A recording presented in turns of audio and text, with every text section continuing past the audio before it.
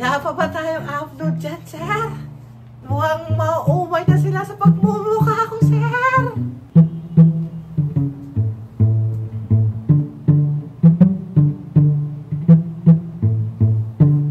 Pasensya na kayo mga sir, ha?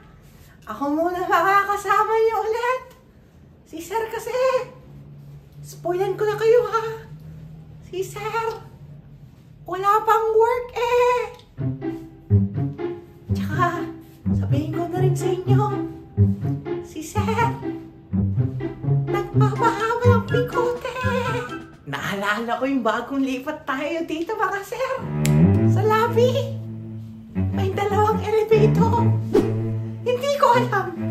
Sa kanan, floors 1 to 10. Sa kaliwa, floors 11 to 20. Pinindot ko yung parehong elevator, mga sir. Bumukas. Dito sa kaliwa, 11 to 20. Pumasok ako.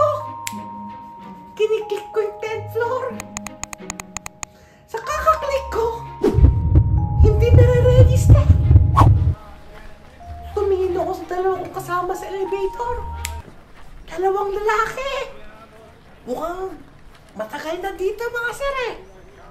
Tinanong ko, sir, may sira po ba yung elevator? Hindi ko magana yung floor ko, sir.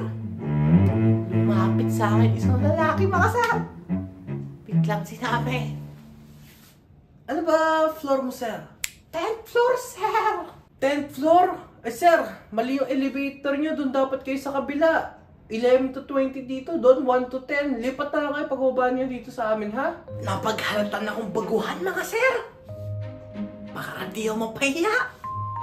Parang di ako mapagkamala na baguhan, sir. Bigla akong sinabing rason. Ganun ba, sir? Nagbago na?